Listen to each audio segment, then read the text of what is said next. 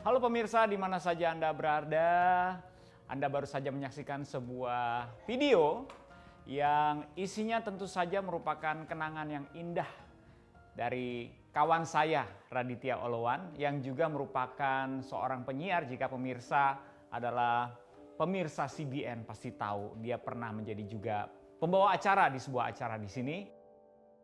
Tapi terlebih dari itu, acara ini secara khusus kita dedikasikan untuk sahabat kita Raditya Olowan. Dan bersama-sama dengan saya, seperti apa yang tadi sudah terlihat dalam video sebelumnya, ada keluarga yang sangat romantis dan indah dan bahagia. Dan sudah hadir 3 anggota keluarga dari Bang Raditya Olowan. Ada Joanna, ada Abang, dan ada Zio. Halo, halo Kak Yosi. Hai Joanna, terima kasih sudah mau meluangkan waktunya untuk hadir di sini. Coba, saya tuh kan selama ini kenalnya Abang-Abang. Namanya Abang ini kan putra pertama dari Raditya. Nama aslinya Abang tuh siapa sih? Coba kamu kenalan dulu. Nama asli dan umur kamu berapa? Nama asli aku Zuriel dan aku baru 2 minggu lalu umur 15. 15, oh baru 2 minggu ya, baru ya berarti ya. Happy birthday to you Zuriel. Kalau yang ini? Kalau kamu umurnya berapa? Ini umurnya berapa? Halo dulu, halo gimana? Halo. Hai. Halo. Hai. Halo. Dia sukanya kiss bye dari tadi kiss bye. Ini Ziona, dia umurnya 5,5 tahun. Wow, keren sekali kamu Ziona. Nah, kita banyak tahu nih tentang Raditya dari permukaan. Kalau saya, karena saya berteman dan juga pelayanan bareng, jadi kita sering ngobrol ya, sama Joanna juga pasti sering ngobrol. Cuman ingin juga mengenal dia semasa dia di rumah. Peranannya mungkin kalau saya punya pertanyaan buat Joanna adalah sebagai seorang suami. Sosok Raditya itu suami yang seperti apa sih? Yang kamu ingat? Entah kenapa tadi pas ditanya, kata pertama yang muncul adalah dia suami yang usil. Guys, lihat nggak? Joanna takut banget.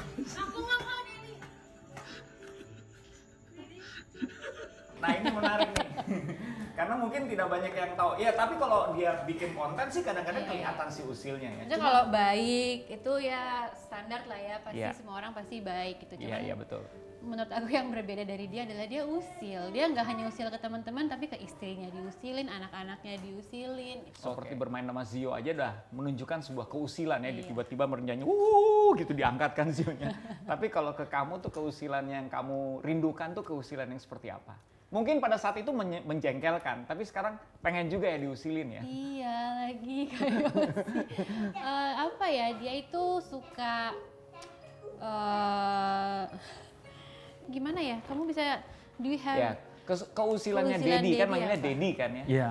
Keusilannya Dedi yang kamu ingat seperti apa? Kalau keusilan ini aku paling yang ingat kalau sih. bangun tidur.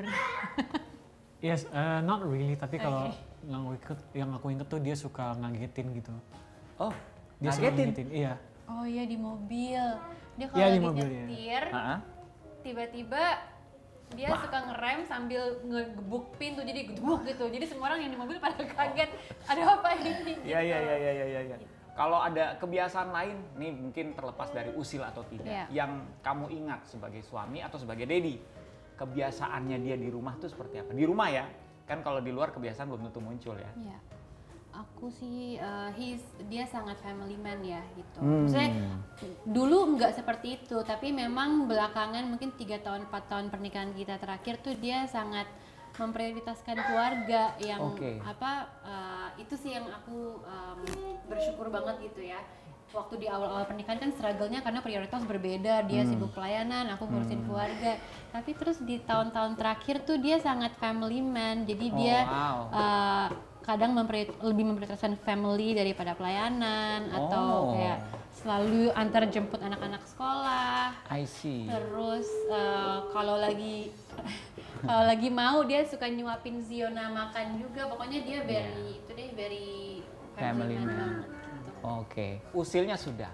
Ya. Gimana dengan seorang Raditya, pastinya juga manusia biasa yang bisa jadi suami yang manis dan usil, tapi pasti sama kamu juga pasti pernah terlibat konflik lah. Ada konflik yang kamu ingat, yang kamu bisa ceritakan di sini? Kayaknya tiada hari tanpa konflik ya. Seru sekali itu. Tapi itu yang bikin seru. I feel you. Iya. Yang aku bisa lihat tuh ada perbedaan dalam cara kita menghadapi konflik waktu di awal-awal sama di terakhir-terakhir gitu. Oh, oke. Belajar dari pengalaman. Jadi abis konflik, oh ternyata Joanna seperti itu ya, oh ternyata Radit seperti itu ya. Jadi kita belajar supaya menghadapi konfliknya bisa lebih mudah terlewati. Tapi ya kayaknya Kais juga tahu lah, sebagai suami istri kan pasti dua orang yang berbeda pasti kan. Aku tuh orang yang pendiam, sedangkan Radit itu banyak ngomong, semuanya mau diutarakan sama dia. Jadi aku inget banget tuh kita sering berantem gara-gara kalau lagi konflik, aku sebenarnya lupa konfliknya apa, tapi aku lebih suka untuk diem gitu. Enak loh jadi orang yang banyak lupa, biasanya cepet memaafkan. Aku lebih ke kayak udahlah gitu kan. Cuman kalau Radit tuh suka banget kayak nanya, kenapa kamu tadi? Coba jelasin dong. Jadi kayak udah lagi kesel terus. Jadi kita suka konfliknya karena itu kan, karena komunikasinya belum lancar. Tapi aku malah ngelihat sekarang konflik-konflik aku sama Radit dulu malah membuat aku jadi orang yang lebih bisa mengutarakan perasaan gitu sih. Jadi yang aku inget dia tuh cerewet banget. Kangen juga sih kadang-kadang dikulik seperti itu ya. Biasanya kalau kita lagi menghadapi sesuatu, mengalami sesuatu, ada yang bantu untuk find out apa sih yang kita rasain gitu. Kalau kamu pernah berantem nggak sama Dedi? Kalau berantem sendiri enggak sih, nggak pernah. Nggak pernah ya? Iya. Tapi dimarahi. Dimarahin ya? Sering. Dedi kalau marah kayak gimana memang? Firm, tegas, atau lebih banyak ngomong? Kalau Dedi sih, I wouldn't say angry, tapi more to kayak kecewa or disappointed, karena he's not the type of person yang kayak gampang marah terus omel-omelin terus gitu. Keren. And he controls his temper very well. Jadi kalau dia lagi marah, dia tuh expressionnya nggak kayak tapi kayak more to bang can we talk, and aku juga And you appreciate that? Yes, I very appreciate that. Wow, keren. Momen indah. Kalau momen indah ini ada nggak yang kalau sekarang yang teringat sekarang saat ini aja yang pop up? Setiap kali aku ngelihat dia ngurusin anak-anak.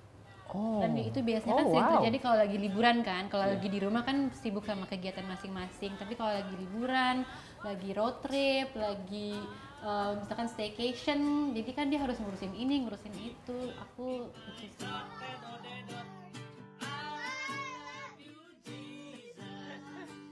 Buat kamu itu Di mobil beautiful. kita lagi capek road trip, terus dia dengan jokes-jokesnya daddy jokes itu bisa menghibur anak-anak. Itu aku senang karena mungkin sebagai seorang ibu ya, kita kan almost every day sama anak-anak, tapi when we see our husband bercanda sama anak-anak, ngurusin kayak yang tadi video tadi mandiin Zio, itu indah sih buat aku. wow, can imagine that. Kalau kamu ada momen yang do you play game with Daddy? Iya. Kalau aku sih momennya iya sih. Whenever I'm playing games with Daddy, I really like that. And kan kita di rumah ada PS kan. Iya. Terus Daddy tuh paling sering mainnya main PS. Then he notes that aku tuh paling suka main game, right? And jadi I'm very happy when he acknowledges that. Terus dia mau main game sama aku. And it's very fun because kalau main fighting game tuh biasanya aku suka kesel kan when I lose, kayak kenapa sih, why am I so bad? Terus kayak aku Dia gangguin nggak? Yes, dia suka gangguin. Tapi kalau dulu kan aku pasti marah kalau digangguin. Tapi sekarang I see that he's actually a very loving person, and ya aku senang aja sih punya ayah kayak gitu. Wow. Mungkin sebagai hati Bapak di mata Joanna, how you describe him? Apakah dia tipe yang memendam, atau dia tipe yang penyayang, gampang memaafkan? How do you describe Dedi Raditya ini? Aku bersyukur sih, maksudnya punya suami yang tadi aku cerita ya, dia suka kalau konflik tuh dia nggak biarin berlama-lama gitu, dia bener-bener mencoba untuk menyelesaikannya, nggak hanya di surface-nya aja, tapi bener-bener ditanya masih marah nggak, ada yang masih kurang nggak, ada yang masih disebelin nggak gitu. Jadi berhubungan sama Radit itu nggak ada yang perlu ditutup-tutupin gitu loh. We can be, walaupun masih kesel ya ngomong aja aku masih kesel, terus diomongin, diselesaikan gitu. Jadi Ya dia orang yang seperti itu sih, benar-benar mau terbuka, dan kalau emang dia salah ya dia minta maaf. Kadang kalaupun misalkan dia tahu nih dia nggak salah, tapi aku masih bete, ntar dia paling cuma gini doang nih gitu. Dan aku seperti biasa langsung luluh, langsung ngobrol lagi, langsung dibahas lagi gitu sih. Sekarang abang ya, kalau mami lagi kayak gitu abang yang gituin mami ya. Aduh bang ini. Kalau di mata abang? Kalau dari aku sih, I think he's a very forgiving person, and I know that back then I did a lot of bad stuff, right? He's always willing to forgive me, even though what I did is really bad. And ya saya mau bilang, he is the person that maunya selalu terbuka, and he always wants to talk. If there's something yang aku lagi sembunyiin dari Daddy, ya he always wants me to open up to him, supaya our hubungan kita is more, intimate. Dan dia juga suka terbuka duluan sih, kadang kalau dia lagi stres, dia lagi bete, dia suka ngajak kita ngobrol ya. Terus bilang doain Daddy dong, doain Daddy lagi sebel, Daddy lagi ini nih. Itu penting dia sih. suka minta didoain sama kamu sama Zera. Yeah, that's really important. I mean, keren. Jadi kapan kalian, ini satu pertanyaan sebelum kita lihat Viti lagi ya. Do you feel like terakhir, I mean I believe sosok Radit aja, kalau saya lagi lihat sosial media juga kadang-kadang I miss this person. Kapan terakhir kalian miss Radit? As a dad and as a husband, I mean like bukan miss yang biasa ya, miss that much. Setiap ada momen ulang tahun aku pasti kangen. Ya momen-momen apa ya, momen-momen dimana biasanya aku ngelakuin sama dia sih. Kamu? Iya sih, kayak mama juga sih. Kalau kayak kangen biasa kan of course every day, right? Of course every day I miss him. Tapi kalau kangen banget, ya also kayak ulang tahun. Because kayak it's a bit sad for me to see kayak my siblings udah ulang tahun tapi their dad is not there. Jadi it's like kecewa aja, mereka ada ulang tahun tapi nggak ada ayahnya gitu. Jadi at that time I really miss Daddy, and I wish that dia ada di sini supaya dia bisa celebrate birthdays with us. Pemirsa, dari yang diceritakan oleh Joanna dan si abang Zuzu tentang Dedi Raditya Oloan yang mengajarkan tentang hati Bapa, hati yang mengasihi dengan tulus, hati yang mau memaafkan dan memberikan cinta kasih. Setiap keluarga, baik anak, istri, dimanapun berada pastinya mengharapkan sosok yang bisa mengasihi, memaafkan seperti yang dilakukan oleh Dedi Radit semasa hidupnya. Kita percaya bahwa setiap ayah, kepala keluarga yang menyaksikan ini bisa melakukan hal yang sama untuk keluarga di rumah. Seperti yang firman Tuhan katakan dalam Efesus 6 ayat 4. Dan kamu, bapak-bapak, janganlah bangkitkan amarah di dalam hati anak-anakmu, tetapi didiklah mereka di dalam ajaran dan nasihat Tuhan. Saya ingat, saya juga dalam situasi itu. We all knows what's going on pada saat itu, karena kita juga lagi sama-sama berkumpul di komunitas mendoakan kamu, ingat kan? Tiba-tiba, and then you get the news, dapat telepon dan semuanya itu berlangsung cepat banget. Tapi mungkin kamu bisa menceritakan what's going on sebenarnya. Kan kita mendengar kabar pertama kali deh dari awal kamu kena COVID sekeluarga ya? Iya, pertama Radit yang kena, abis itu di hari berikutnya PCR Zuzu aja ya. Zuzu, kita masih di rumah tuh, jadi masih isoman di kamar, Zuzu sama Dedi di satu kamar. Terus PCR berikutnya aku juga kena sama Zera, jadi kita berempat sama mbak-mbak di rumah juga kena. Semuanya Baru ya? akhirnya kita pindah ke Wisma Atlet di situ. Pas masuk di Wisma Atlet, PCR berikutnya yang di rumah kan masih terus cek terus kan, rutin kan. Ziona juga positif sama mamaku, jadi barulah kita rame-rame ke Wisma Atlet. Gitu. Jadi semuanya ke Wisma Atlet? Iya. Yang sembuh duluan, yang keluar duluan siapa? Yang keluar duluan itu mbak-mbak aku sama Zera. Sebenarnya aku PCR di situ udah negatif, aku sama Zera, tapi karena di situ masih ada Ziona, terus Radit juga. Radit tuh waktu pertama masuk Wisma Atlet dia nggak langsung masuk ruangan yang biasa, dia masuk ruangan yang apa ya, yang agak harus lebih diperhatikan lah karena saturasinya menurun kan gitu. Jadi karena masih pisah sama Radit, jadi kayak aku mendingan stay aja di sini sambil ngurusin Zio sama tetap lihat Radit gitu kan. Oke. Jadi dia Bang Radit ini yang paling berbeda gejalanya dibandingkan yang lain. Iya, karena memang dia punya asma kan. Tapi kan we all thought that ya Radit pasti sembuh gitu. Waktu itu Radit tuh banyak gejala seperti dia sakit kepalanya nggak hilang-hilang, terus saturasinya juga turun. Akhirnya kita putusin yaudah deh kita isoman di Wisma Atlet aja gitu. Dan di sana bener kan setelah dicek-cek ternyata memang saturasinya turun dan butuh pengobatannya lebih daripada yang lainnya gitu. Cuman terus 2 hari tuh saturasinya nggak naik-naik gitu. Jadi masih di situ terus. Dan dia juga kelihatan capek, lemes gitu, sesek karena dia punya asma itu kan. Sampai terus di satu momen akhirnya dokternya bilang harus ditransfer ke rumah sakit lain gitu. Saya turunin dulu ya.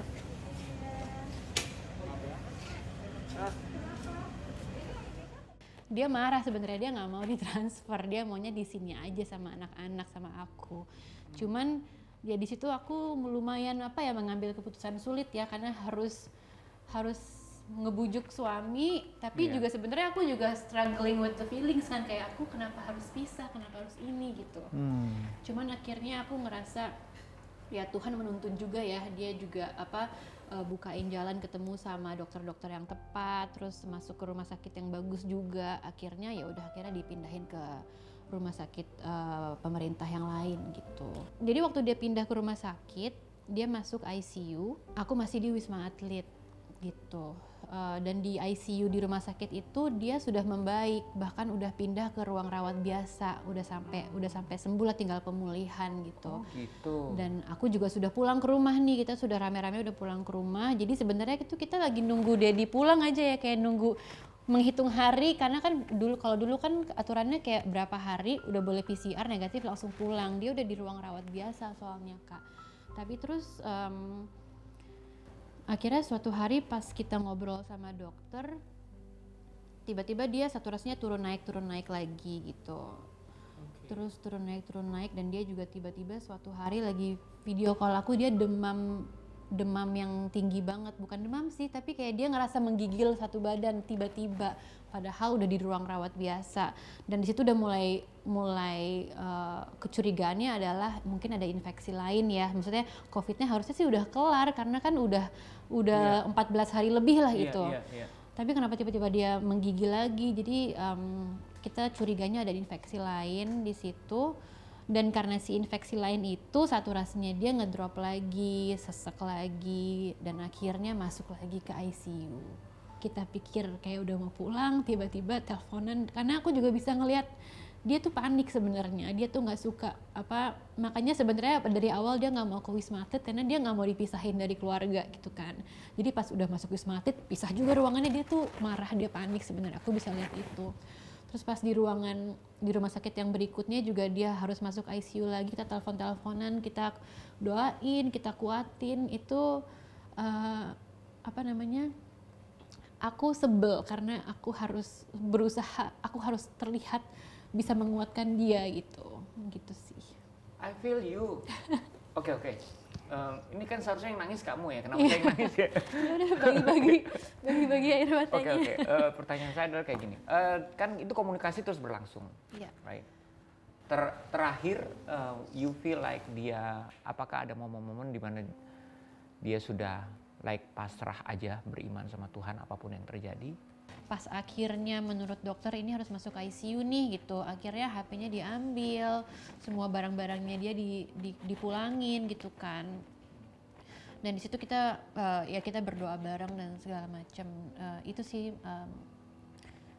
itu kayaknya saat terakhir kita benar-benar bisa video call, karena pas dia masuk ICU nggak bisa teleponan. Jadi aku hanya tiap hari datang ke rumah sakit, ngobrol sama suster, sama dokternya, tentang update keadaannya dia seperti apa gitu. Dari situ berapa lama akhirnya sampai Bang Radit pulang ke rumah Bapak? Jadi dari masuk ICU itu kayaknya 1 hari atau jadi misalkan hari ini dia masuk ICU. besokannya lagi aku datang untuk dengar update lagi, masih oke, tapi dokternya bilang banyak berdoa ya Bu, gitulah gitu. Tapi di saat itu dia masih oke di ICU. Tapi itu kan pagi-pagi tuh aku keluar dari rumah sakit, aku pulang siang-siang atau sore harinya ditelepon lagi sama dokter, katanya harus pakai ventilator. Nah di situ aku kaget gitu, karena aku nggak nyangka sampai sejauh ini ya, karena kita mikirnya bentar lagi sembuh, bentar lagi pulang gitu kan, kok tiba-tiba pas sampai harus di level harus pakai ventilator gitu. Dan dan di momen-momen itu juga aku nggak bisa nggak bisa ngomong sama dia, aku nggak bisa kuatin dia secara langsung. Aku ingat banget waktu itu kita teleponan di ruang tamu, Dedi inget nggak? Aku sampai mohon-mohon sama suster, ya sus boleh nggak aku video call sebentar, atau atau nggak di loudspeaker deh supaya aku bisa ngomong gitu. Akhirnya sempat dibolehin. Aku sempat aku sempat bandel sih, kayak aku bilangnya mau loudspeaker tapi aku telepon video call. So aku sempat ngeliat dia sekitar 2-3 detik sebelum HP-nya diambil lagi gitu. Tapi itu ya disitulah saat terakhir aku waktu itu di rumah semuanya lengkap sama anak-anak sama mama papa juga, kita rame-rame doain, kita kuatin Dedi juga supaya terus berpikir positif walaupun kayaknya faktanya susah banget, tapi ya itu momen doa bareng itu sih di rumah. Kamu waktu itu menulis begini Jo di sosial media, please stand with me in prayer. We need all the time prayers. Bahkan pray like never before. Sebelum aku post itu kita udah berdoa, kita udah memperkatakan kesembuhan, kita udah worship sekeluarga rame-rame satu gereja gitu. Dan pada saat itu jadi tiba-tiba laporan dari dokter adalah Radit ada pendarahan gitu. Dan yang aku tahu kalau udah ada pendarahan berarti kan it's not about udah bukan masalah paru-paru doang, tapi kayak udah seluruh multi organ failure gitu kan kalau udah sampai pendarahan gitu kan. Jadi di situ ya aku panik lah gitu, kayak aku pengen ngajak semua orang kalau perlu satu dunia yang baca Instastory aku untuk ikut bantu topang dalam doa gitu. Karena I don't know what else to do. Apa rasanya ketika akhirnya memang sudah saatnya? Marah banget. Karena kayak ngomel sama Tuhan gitu, kayak Tuhan aku udah lakuin A, B, C gitu kan, langsung di list semuanya. Radit udah begini begitu. Kita juga sampai detik terakhir pun aku merasa aku terus beriman untuk kesembuhan gitu. Aku nggak merasa dikalahkan di situ. Aku terus declare kesembuhan. Aku terus berpikir ke arah situ. Tapi terus tiba-tiba dikagetin aja gitu. Pertama kan yang kita lagi doa bareng itu kan Kayos, aku ditelepon sama rumah sakit untuk datang. Biasanya nggak disuruh datang, biasanya cuma laporan kondisinya ini dan terus doain ya begitu. Tapi di saat telepon itu disuruh datang, aku udah panik banget, udah nggak tahu mau mikir apa. Akhirnya kita jalan lah. Tapi kan itu jam berapa? Jam 6 sore. Jalanannya dari daerah Kuningan ke daerah Jatinegara itu macet banget. Sampai akhirnya ya di mobil lah aku terima telepon, dokternya bilang kalau Radit sudah nggak ada. Siapa aja yang kesana? Kamu? Aku di mobil sama papa sama supir. Itu udah HP udah dibanting, udah teriak-teriak, udah nggak tahu lagi. Sampai akhirnya tapi pas sampai ke rumah sakit udah rasanya kayak bingung aja sih. Kayak nggak nyangka gitu loh Kak, maksudnya kayaknya doanya udah jungkir balik, udah puasa, kita udah ngelis lah semua yang kita buat ceritanya gitu kan. Tapi ya ternyata Tuhan berkehendak yang lain dan udah gitu, udah nggak ada aja langsung.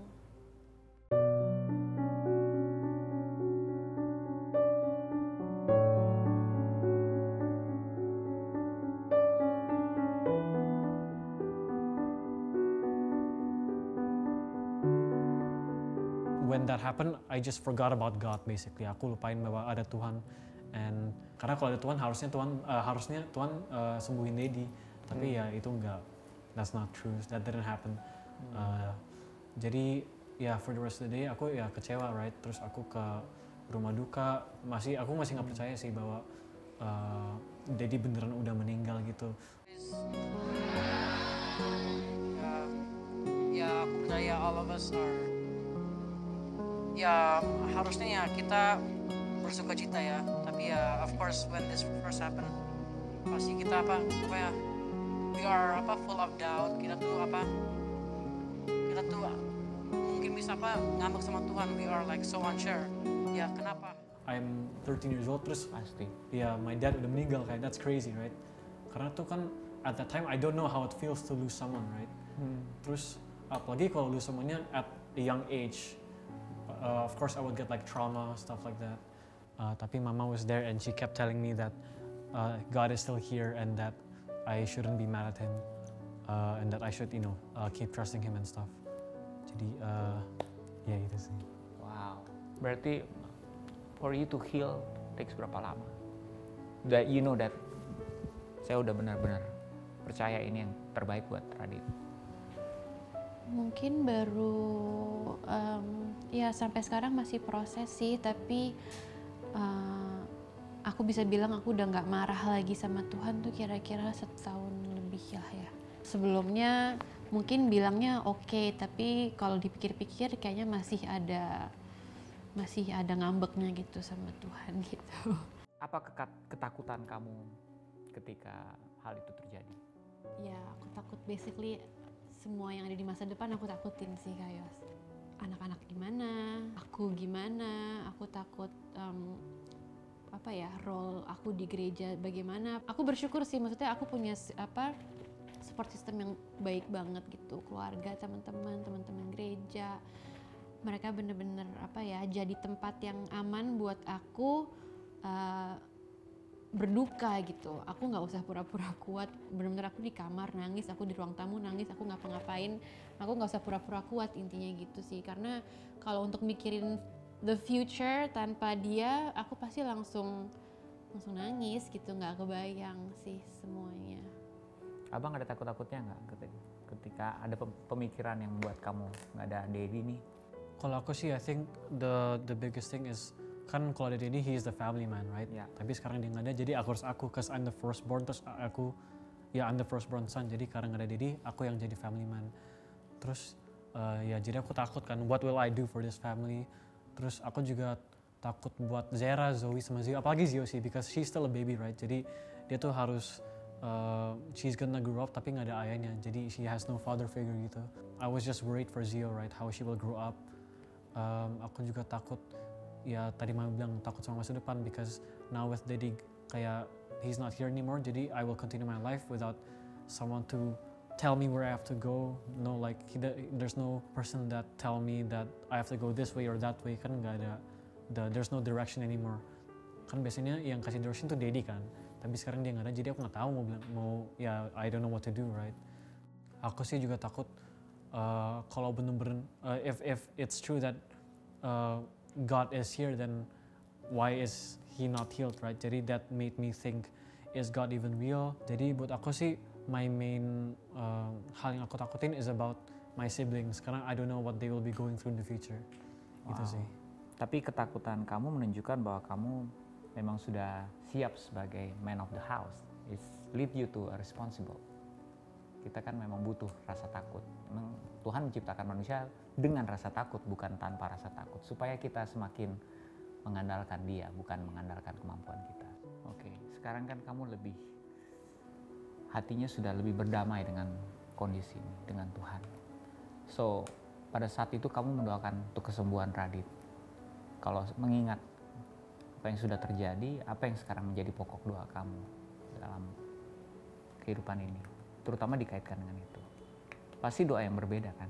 Sekarang sih kalau aku berdoa, aku lebih suka untuk mau belajar untuk setuju sama Tuhan sih. Karena yang kita doain kan keinginan kita, tapi belum tentu masuk sama plannya Dia gitu. So aku sekarang selalu berdoa supaya aku bisa setuju sama rencana Tuhan dalam kehidupan aku dan anak-anak. Kok bisa muncul akhirnya sebuah kedewasaan seperti itu. I call it sebuah kedewasaan. Karena kamu lah orang yang mengalami ketika kamu minta mujizat dan mujizat itu tidak terjadi. Apa yang membuat kamu jadi berpikir seperti itu? Untuk setuju dengan Tuhan saja. Di saat kemarahan aku sama Tuhan itu, sebenarnya proses itu tuh bikin aku berpikir bahwa ini mau sampai kapanpun aku marah sama Tuhan, Radit gak bakalan balik. Tiba-tiba muncul di tengah-tengah aku gitu kan. Semuanya udah terjadi gitu. Dan yang meninggal Radit, bukan Radit dan aku. Jadi aku masih ada di dunia, masih ada banyak hal yang bisa aku kerjakan, yang harus aku kerjakan.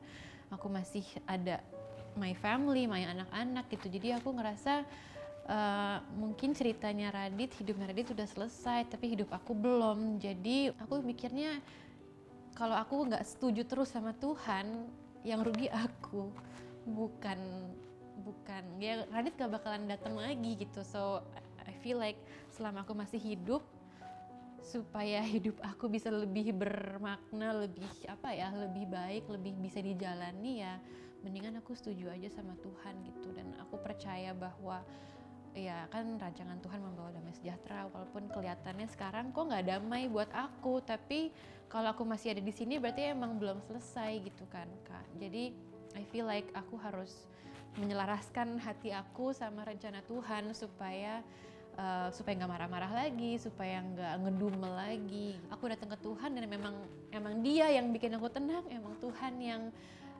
bikin aku bisa bikin aku tenang lagi gitu.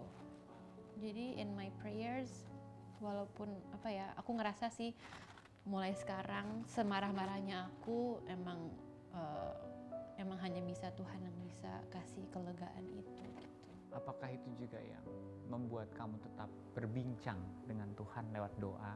Karena kamu sudah mulai merasakan ada sesuatu. Doa itu bukan cuma ritual, but it's actually God listening to you. Doa kan bukan cuma kita meminta sesuatu kan sama Tuhan kan, tapi kalau yang aku rasain adalah Tuhan juga ngomong sama kita gitu. Sometimes dalam pikiran kita, dalam hati kita, dan dalam doa-doa itu aku lebih sering diem sih sebenarnya. Abis aku marah-marah aku diem. Kayak biasanya Tuhan nunjukin di situ momen-momen breakthrough yang dulu aku pernah alamin gitu. Terus dia ngasih lihat lagi apa yang dia udah pernah kerjain di hidup aku, di pernikahan aku, lewat kesembuhannya Ziona. Banyak hal yang bikin aku merasa bahwa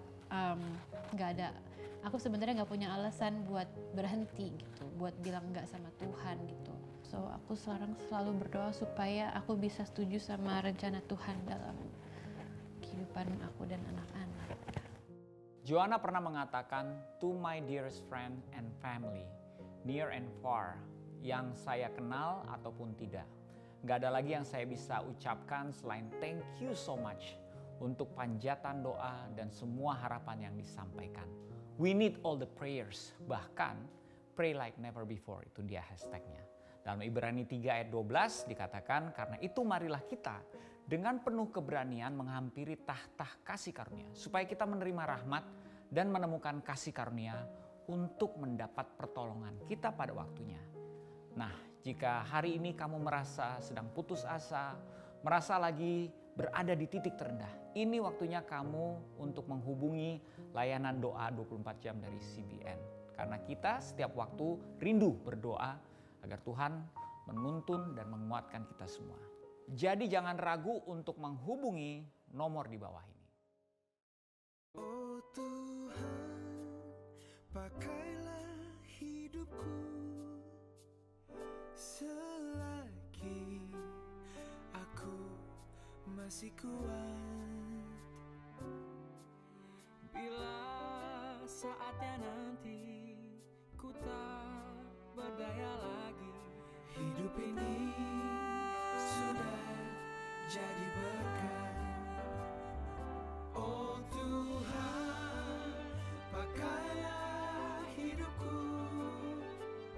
selagi aku masih kuat.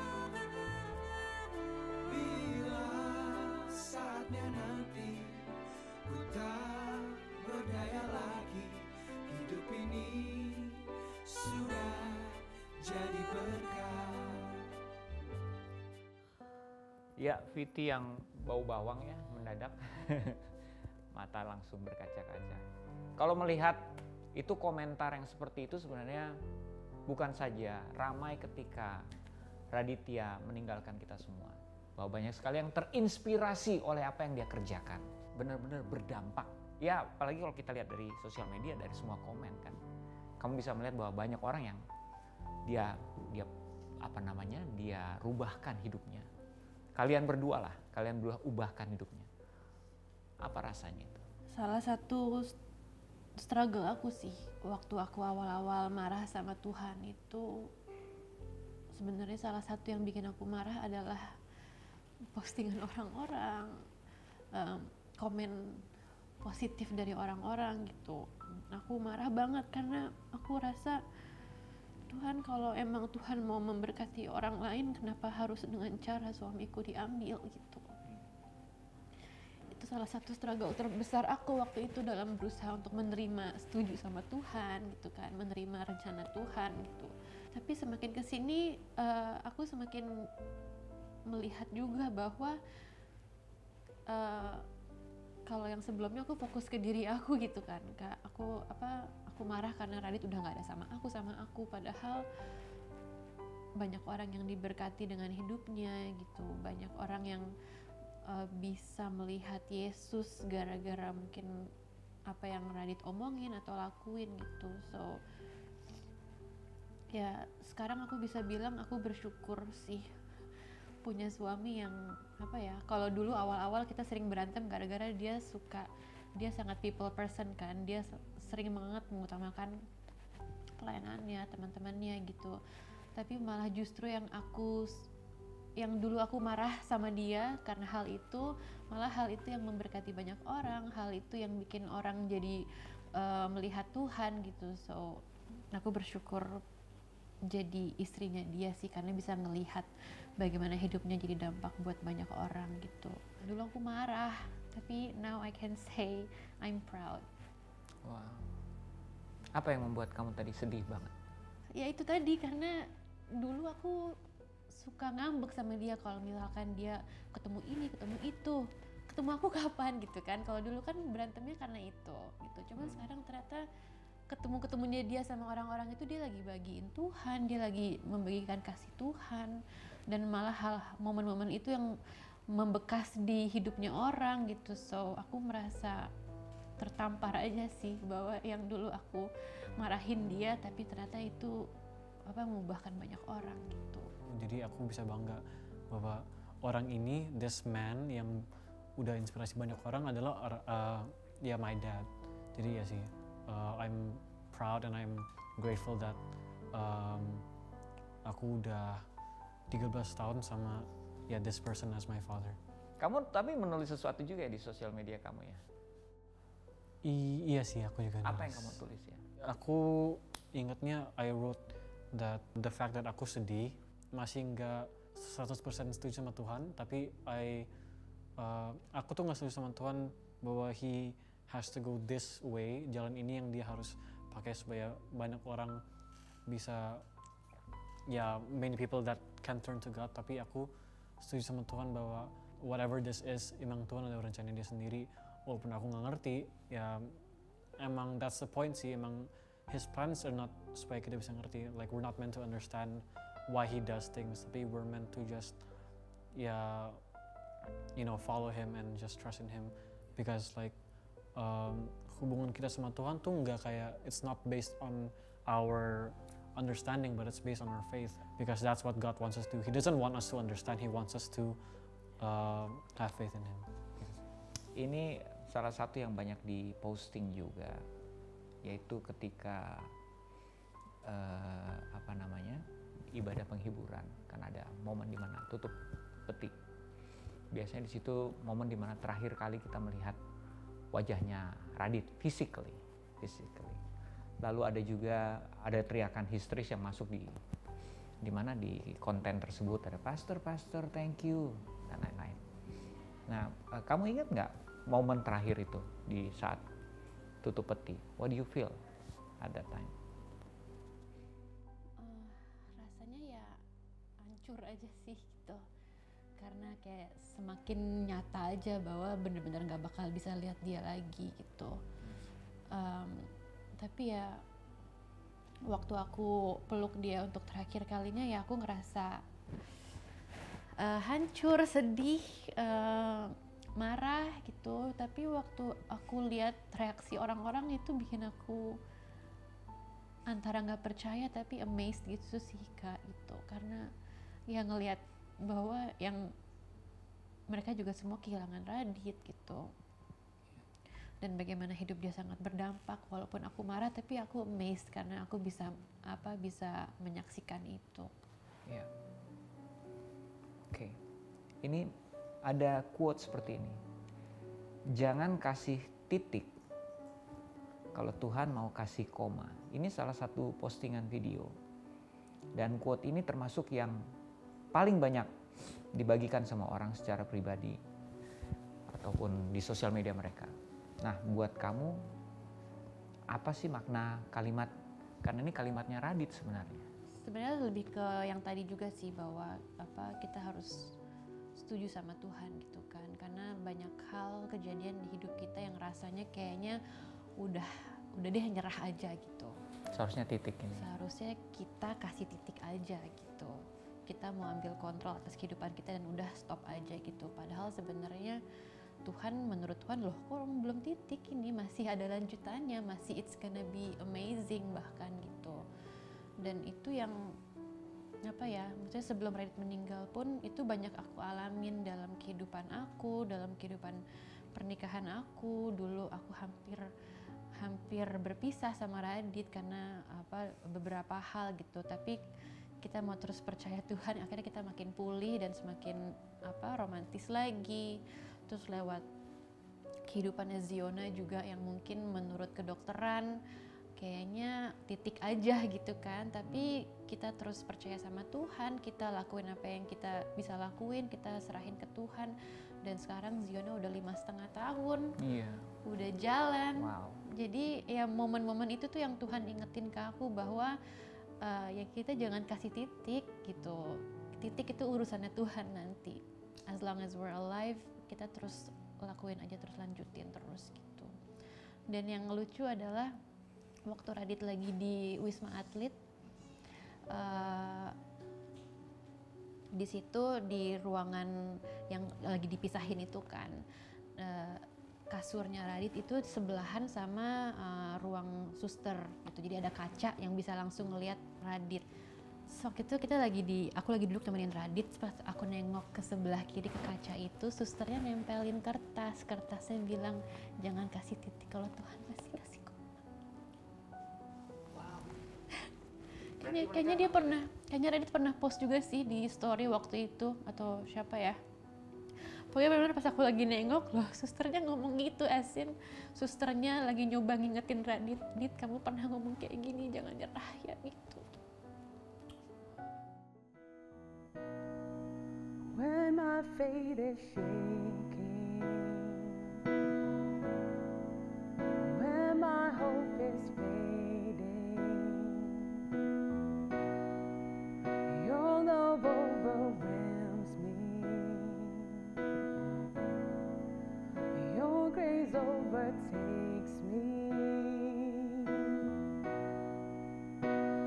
and my faith starts to grow.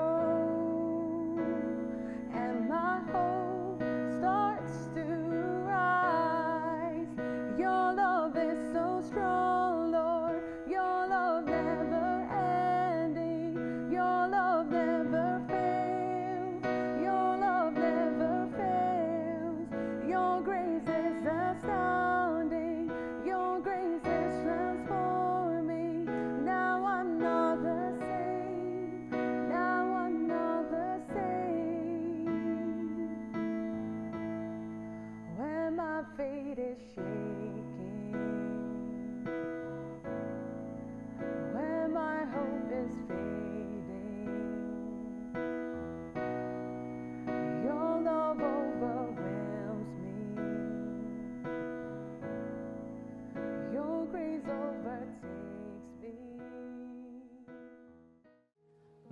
Jika hari ini kamu merasa sedang putus asa, merasa lagi berada di titik terendah, ini waktunya kamu untuk menghubungi layanan doa 24 jam dari CBN. Karena kita setiap waktu rindu berdoa agar Tuhan menuntun dan menguatkan kita semua. Jadi jangan ragu untuk menghubungi nomor di bawah ini. Menarik, tadi ada beberapa juga dari jawaban kamu yang mengisyaratkan salah satu alasan kamu harus bertambah kuat adalah anak-anak juga kan. Nah anak-anak itu kan kalau abang saya sudah tahu nih reaksinya, yang lain tuh reaksinya bagaimana ya? Mereka apakah sekuat kalian berdua atau ada yang lebih sulit di antara kalian? Kalau Zoe ya, anakku yang nomor 3, jadi waktu Radit meninggal kan dia umur 5 tahun ya, 5 menuju 6 tahun lah. Dia tiap pagi bangun tidur sama tiap malam sebelum tidur itu dia nangis. Selama hampir 2 bulan lah, 2 bulan 3 bulan tuh dia tiap pagi sama tiap malam nangis Kak. Karena kan memang kita tuh tidurnya bertiga gitu, aku, Zoe sama Radit. Jadi kayaknya mungkin momen-momen di tempat tidur itu waktu dia bangun, waktu dia tidur tuh dia merasa ada yang sudah tidak seperti biasanya lagi gitu. So she cries every morning. Kadang kalau pagi-pagi dia nunjuk ke jendela gitu ke langit, ada Daddy ya di situ ya gitu. Oh lucu banget sih. Ya itu sih, itu kalau itu Zoe. Kalau Ziona dia tidak terlalu mengerti gitu. Kalau Zeraya kayaknya salah satu yang menurut aku struggle the most is Zera sih, nomor 2 gitu. Karena nggak tahu ya, apa karena dia paling mirip sama Daddy ya, jadi kayaknya dia paling, karena umur juga sih.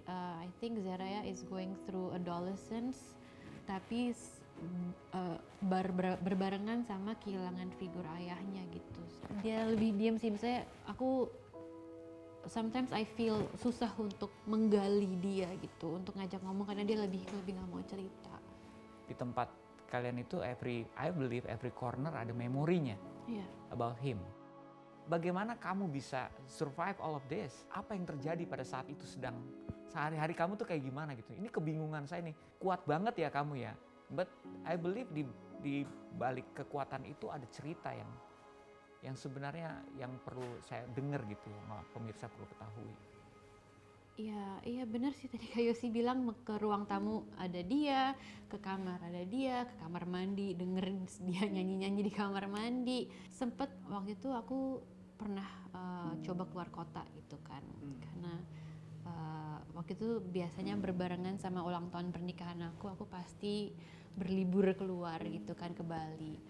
Dan memang waktu lagi di luar kota itu ya rasanya a bit tenang gitu kan, tapi kan tetap akan kembali ke rumah, masuk rumah langsung kayak nangis lagi, ambiar lagi. So itu ya, itu kan hampir 1,5 tahun yang lalu lah ya. Tapi yang aku alamin sekarang adalah kita mau lari kemanapun juga emang harus dijalanin prosesnya gitu. Dan aku ingat sih masa-masa pertama-tama itu aku dikelilingin sama keluarga, dikelilingin sama teman-teman. So sometimes we cry together. Waktu itu juga pernah aku lagi di rumah, aku lagi udah malam nih, tiba-tiba aku keluar kamar, aku dengar ada yang nangis. Ternyata si abang lagi nangis di kamar, so kita nangis bareng. Aku ngerasa aku bersyukur bisa mengalami proses berduka itu dengan tanpa tekanan dari luar gitu. I take time off social media juga gitu. Aku nggak mau ada distraction gitu kan. Dan ya akhirnya bisa bangkit lagi ya. Kayak tiap hari disadarin lagi sama Tuhan bahwa mau aku sedalam apapun aku marah sama Tuhan, it's not gonna bring him back. Dan I'm still alive gitu, dan aku punya anak-anak dan punya banyak hal yang bisa aku lakukan gitu. Jadi ya itu sih salah satu hal yang membuat aku semangat untuk bangkit lagi gitu, karena aku masih hidup. Terus Ziona kan kalau menurut kedokteran tuh dia harusnya tidak bisa berjalan, bahkan harusnya hidupnya hanya sekitar 2 bulan 3 bulan. Dan sekarang umurnya dia udah 5,5 tahun. Dan dulu tuh aku sering sama Radit tuh selalu kan doain Ziona kakinya bisa jalan. Kita selalu envision kalau Ziona lari kejar-kejaran sama kakak-kakaknya gitu. Terus 2 minggu setelah Radit meninggal, Ziona jalan untuk pertama kalinya. Jadi itu tuh antara seneng kayak tapi kayak Tuhan kasih another reason untuk ayo semangat, yuk bangkit gitu. Aku ngeliat anak aku jalan itu aku amazed banget sih sama pekerjaan tangan Tuhan gitu. Jadi itulah, jangan kasih titik kalau Tuhan masih koma nih, Ziona lagi jalan. Bahkan sekarang dia udah bisa kejar-kejaran sama Zoe ya, rebutan mainan, udah berantem, udah usil sama kakak-kakaknya gitu. So Tadi saya lihat kakaknya yang lebih usil sama dia ya. iya. Mereka udah bisa berinteraksi seperti itu gitu. Jadi just another satu hal kecil yang Tuhan lakuin yang bikin aku semakin sadar bahwa my life is not over just because Radit nggak ada, my life is not over gitu. Mujizat yang kamu lihat Ziona itu jalan itu salah satu momen yang menguatkan kamu ya. Iya banget. Karena itu benar-benar baru kan, masih 2 minggu nggak nyampe belum sebulan lah gitu. Dan dia jalan tanpa dipegang gitu. Ya kayak seperti Tuhan menunjukkan you need to see this. Karena bisa aja itu terjadi sebelum Radit meninggal kan. Tapi dia pilihkan timingnya untuk menguatkan kamu. Do you believe that? Iya. Wow, keren banget ya. Kalau dalam membesarkan anak-anak ya apa struggle atau kesulitan terbesar selama ini waktu tanpa Radit? Jadi kalau dulu itu, kalau misalkan kita perlu mendisiplin anak-anak, mungkin biasanya aku yang cerewet ya Bang ya. Iya. Terus abis aku cerewet, aku bilang nanti daddy-nya bisa masuk Menenangkan. ngobrol sama mereka, gini loh. Teamworknya gitu Teamworknya ya. gitu, Oke. tektokan kan. Kalau sekarang tuh gak bisa gitu, maksudnya ya itu struggle sampai sekarang sih, karena aku harus play good cop and bad cop at the same time. I wish he was there untuk tag team itu gitu. Dan ada beberapa momen juga di mana misalkan kayak untuk sekolah anak-anak atau apalah hal-hal penting yang biasanya aku bisa berdiskusi sama dia gitu kan. Sekarang Decision makingnya kamu decision semua. makingnya benar-benar kayak harus mikir sendiri gitu kan. Paling mentok-mentok nanya mama papa. Sometimes aku ajak mereka juga untuk dengar pendapat mereka, tapi kan ujung-ujungnya aku harus decide sendiri gitu. Itu sih yang momen-momen yang bikin kangen banget gitu. Abang mesti bantuin mama lah. Tapi Bang, beda dong. Mama, how do you see her right now? I feel like sebelum Daddy meninggal, I think Mama kind of relied on Daddy to like land the finishing blow on like the Land the kids. finishing blow. Gimana tuh bahasa Indonesianya? Land the I don't finishing know. blow. Finishing blow. Itu fighting mode. Finishing blow. Jadi abis mama terus jadi kayak sat masuk gitu. Tapi kan sekarang ya tadi Mama bilang she has to do both at the same time, so I mean she's trying her best. And kayak Tapi kamu bisa lihat itu. yes, I can see it. And I mean it seems like a hard job, tapi dari what I'm seeing she's doing it pretty well right now. Ya sih tadi bener, she became more galak sekarang and dia lebih cerewet. Tapi kayak of course kayak with good intentions, maksudnya kan dia cerewet sama ngomel-ngomel supaya kita bisa belajar kan. Itu it's never because kayak dia lagi bener-bener marah and like hates us stuff like that. Tapi karena dia emang she loves us and she wants us to become better people.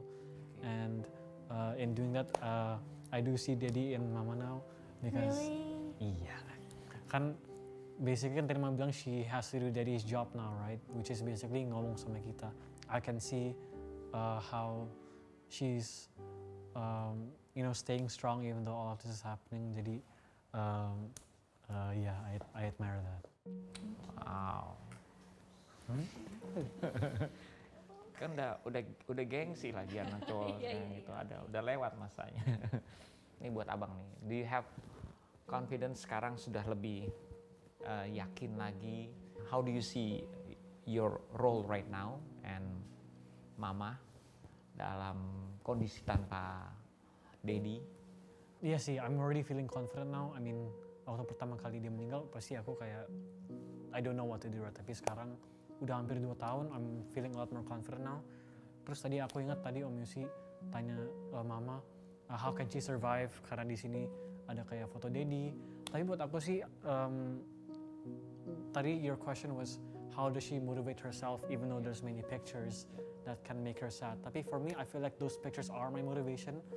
I feel like foto-foto Daddy itu di kamar, harusnya kan aku lihat foto aku jadi sedih ya kan. Tapi buat aku lagi sedih aku lihat fotonya, because I feel like those photos are what makes me more confident that I can keep going.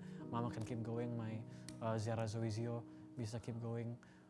Karena ya I believe that even though Daddy physically udah nggak di sini, tapi you know his legacy is still here, his pengajaran dia it's still in me, it's still in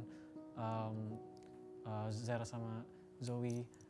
Because of the stuff I see on social media, because there's so many photos of Daddy at my house, itu sih that's what makes me confident.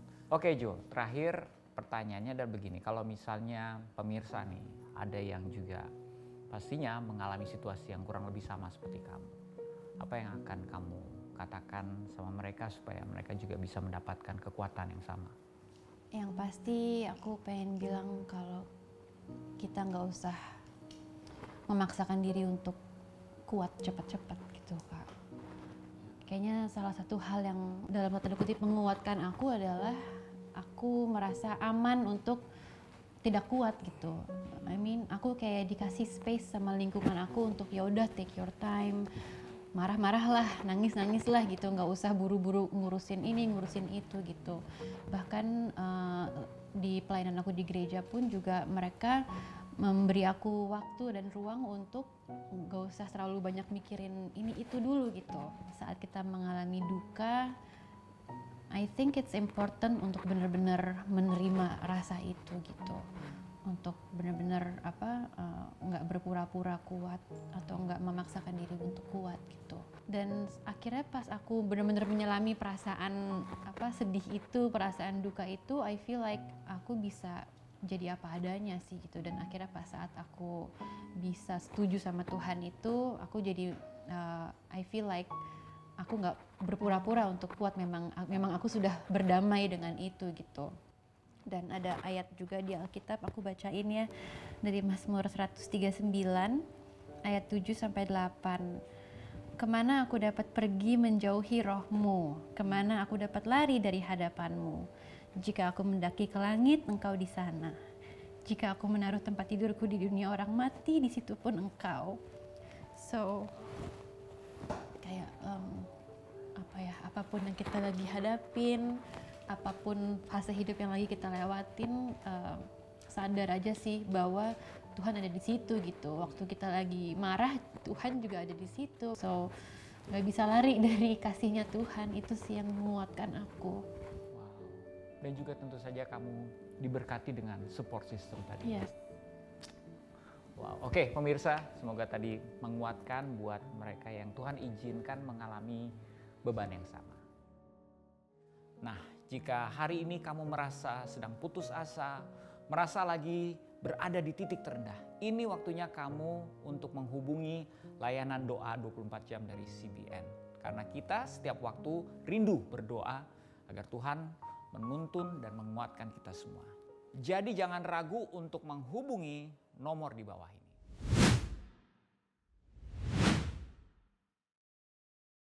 Aku ingat bahwa dulu memang kita melayani berdua, tapi aku sebenarnya juga punya loh panggilan sendiri gitu. Aku tuh dulu suka banget memberi diri untuk melayani perempuan-perempuan, buat young couples, buat anak-anak kecil gitu. So itu yang kayaknya Tuhan ingetin lagi gitu, bahwa walaupun Radit udah nggak ada, yang tadi Kak Yusi bilang, maksudnya panggilannya sendiri-sendiri, tetap memang ada hal yang dikerjakan berdua, tapi I still have my own calling gitu. Dan itu yang Tuhan ingetin lagi lewat banyak hal gitu, dan sampai akhirnya. Yes pemirsa, sekarang balik lagi sudah bertambah sofa yang kecil ini dengan satu lagi putri ketiga dari Radit dan Mama Jo, Zoe. Hai Zoe. Hai Zoe. Jadi memang ini udah direncanakan bajunya ungu semua ya, luar biasa loh. Untung si abang punya tuh ya. Yang banyak. Iya. Cowok lo jarang punya baju Punya, tapi warna. harus ditutupin pakai jaket Oh, katanya iya. biar nggak Of terlalu course. ungu ya bang. Iya. You know how to do it lah. Tapi gini pertanyaannya kan, apakah dari awal, kalau mungkin pemirsa ada yang tahu kalau mengikuti kisah Radit dan Joanna, awal mula perjumpaan mereka, justru dulu yang sering disorot kan itu ya, awal mula perjumpaan gitu ya, sampai akhirnya jadi pelayanan. Cuman di sini kalau saya lihat Radit dulu ya yang terpanggil untuk pelayanan, atau sudah berdua? Kita bertobatnya bersama-sama sih Betul. ya. Tapi memang yang lebih ke dunia pelayanan, as in dia waktu itu lead komsel, Ya. terus dia juga akhirnya jadi youth pastor. Memang Radit, aku lebih ke mendampingi dia aja gitu. Cuman kan sekarang kamu jadi jadi turut melayani. I mean pasti ada titik di mana kamu mulai merasa bahwa ini panggilan nggak bisa suami saya aja nih. Ini kayaknya Tuhan kalau manggil berdua deh. Itu kapan itu? Kapan kamu menyadari hal tersebut? Jadi memang sebelumnya yang memegang jabatan pendeta itu kan Radit ya gitu. Aku lebih ke, aku bisa bilang aku agak ngumpet sih di balik Radit, kayak aku jadi pendamping dia aja, I support him, I pray for him gitu kan. Tapi terus waktu dia nggak ada, walaupun aku lagi berduka kan, tapi tetap gereja jalan terus ya. Semakin hari semakin dikuatkan aja bahwa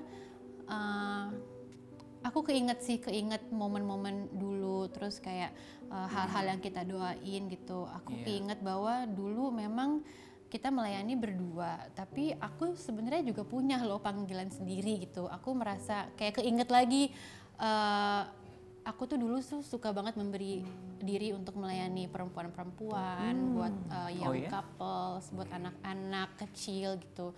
So itu yang kayaknya Tuhan ingetin lagi gitu, bahwa walaupun Radit udah nggak ada, yang tadi Kak Yusi bilang, maksudnya panggilannya sendiri-sendiri tetap. Memang ada hal yang dikerjakan berdua, tapi I still have my own calling gitu. Dan itu yang Tuhan ingetin lagi lewat banyak hal gitu. Dan sampai akhirnya aku merasa ya udah oke deh, aku pengen berdiri buat gerejaku gitu, buat muda.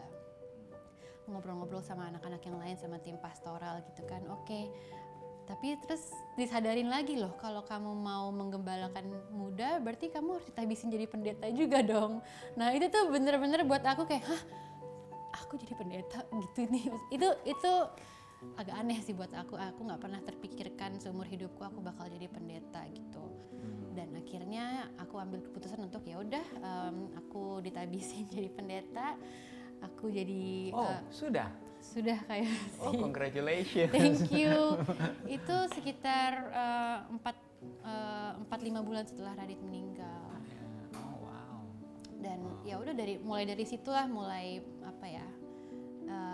Ya mulai jadi gembala, mulai jadi pendeta gitu. Dan tapi proses yang aku lewatin sampai sekarang, it's amazing bahwa bahkan di saat terpuruk aku pun aku bisa memberkati banyak orang gitu. Itu yang bikin aku kayak gila ya, waktu terpuruk aja bisa seperti itu, apalagi kalau aku terus bagiin tentang kasih Tuhan lewat kekurangan aku pun, itu aku percaya Tuhan bisa pakai untuk memberkati banyak orang gitu, as long as kita tetap sama Tuhan gitu ya.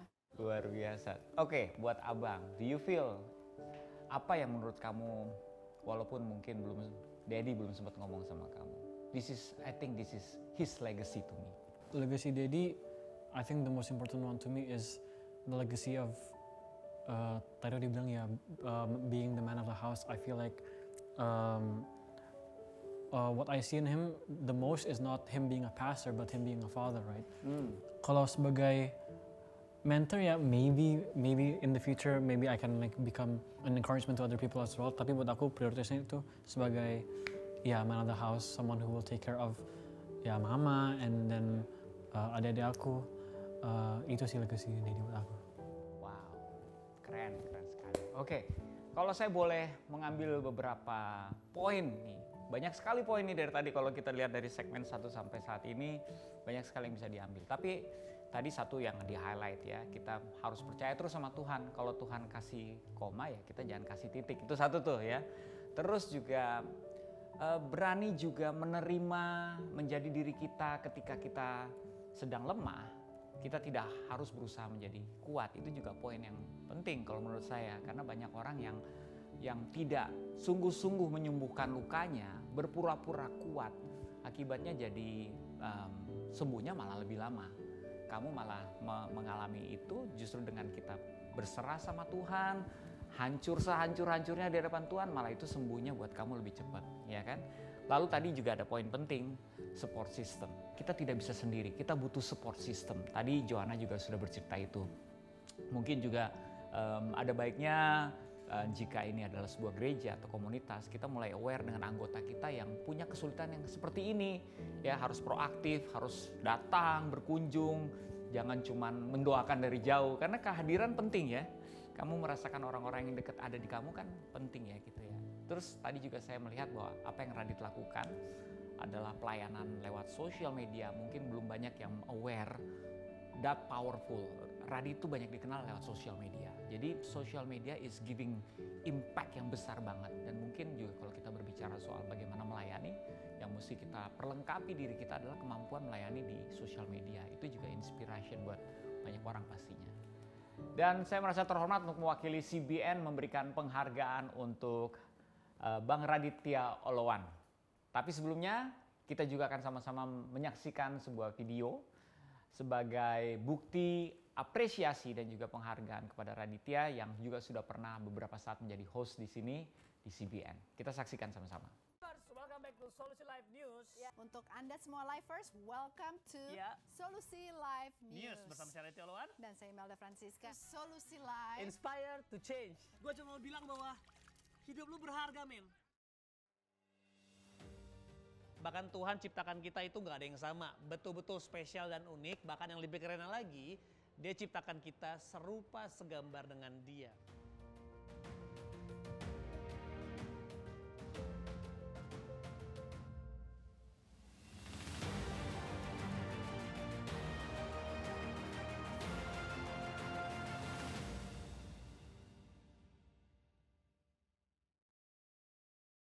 Shalom dan salam sejahtera. Saya Mark McClendon, Ketua Yayasan Cahaya Bagi Negeri Indonesia.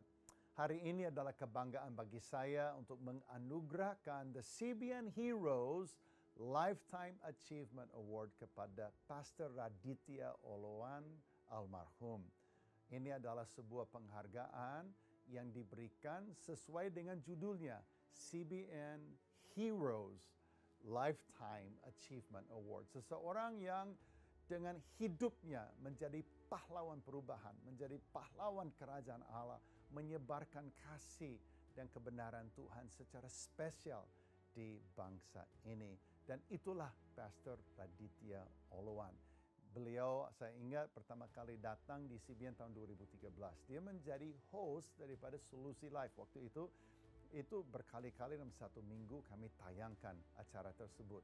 Dan dia cepat sekali kami bisa melihat bagaimana dia punya hati untuk Tuhan dan bagaimana Tuhan pakai dia untuk membawa banyak orang untuk connect dengan Tuhan, untuk mengerti apa maksudnya Tuhan dalam hidup mereka. Dan pada akhirnya beliau mulai berkarya di Generasi Seru sampai dia pegang acara bagian daripada Generasi Seru namanya Cara Seru. Dan di situ dia melayani. Jumlah episodenya banyak sekali. Dia memberkati satu generasi dengan ajarannya dan dengan kebenaran firman Tuhan. Sesungguhnya beliau tak tergantikan. Dia adalah seorang pahlawan untuk kerajaan Allah dan menyebarkan kasih Allah bagi generasi anak muda di Indonesia. Nah, kepada Joanna dan juga Zuriel, Zaraya, Zoe dan Ziona, pesan kami dan pesan saya buat keluarga Joanna, kiranya 1 Korintus pasal 15 ayat 58 itu menjadi pegangan bagi kalian semua. Karena itu, saudara-saudaraku, karena itu Joanna dan anak-anak yang kekasih, berdirilah teguh, jangan goyah, dan giatlah selalu dalam pekerjaan Tuhan. Sebab kamu tahu bahwa dalam persekutuan dengan Tuhan, jerih payahmu tidak sia-sia.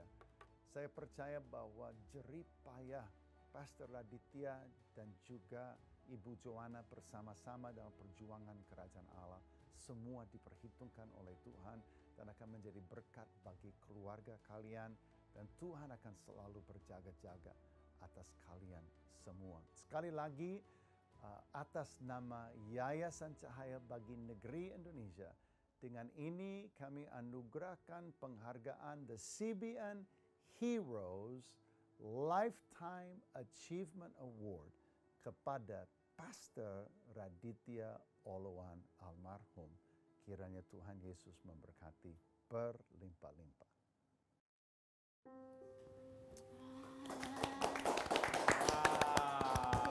you.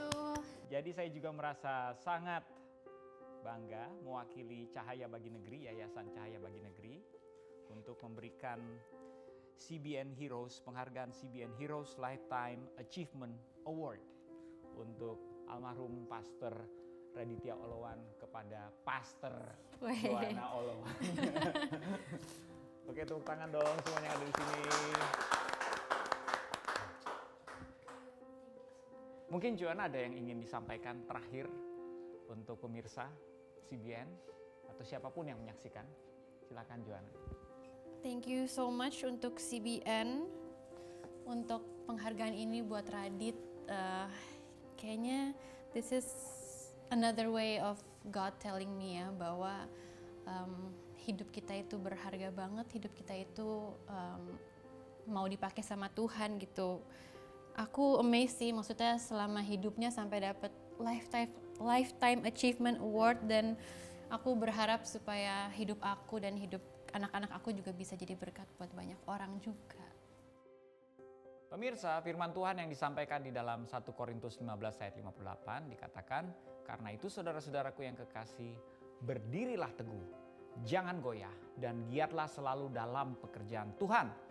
Sebab kamu tahu bahwa dalam persekutuan dengan Tuhan, jerih payahmu tidak sia-sia." Apa yang dilakukan oleh Radit untuk terus mengabarkan kabar baik di sosial media, bahkan bersama program CBN dari Solusi Live, Generasi Seru, dan berbagai program lainnya, Radit telah menunjukkan dengan kuat dan teguh bekerja secara konsisten dan ketulusannya terus melakukannya untuk Tuhan.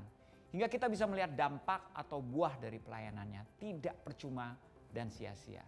Seperti yang firman Tuhan katakan, "Bukan kamu yang memilih aku, tetapi akulah yang memilih kamu. Dan aku telah menetapkan kamu supaya kamu pergi dan menghasilkan buah, dan buahmu itu tetap. Supaya apa yang kamu minta kepada Bapa dalam namaku, diberikannya kepadamu." Setiap kita adalah pencerita kasih-Nya Tuhan melalui apa yang dipercayakan Tuhan di tangan kita. Tuhan memilih setiap kita untuk bisa menjadi dampak dan berkat bagi keluarga, lingkungan sekitar kita, dan untuk Indonesia. Saya Yose Mokalu mengucapkan Merry Christmas dan selamat menyambut Tahun Baru. Tuhan memberkati. Terima kasih Joanna. Thank you. Dadah.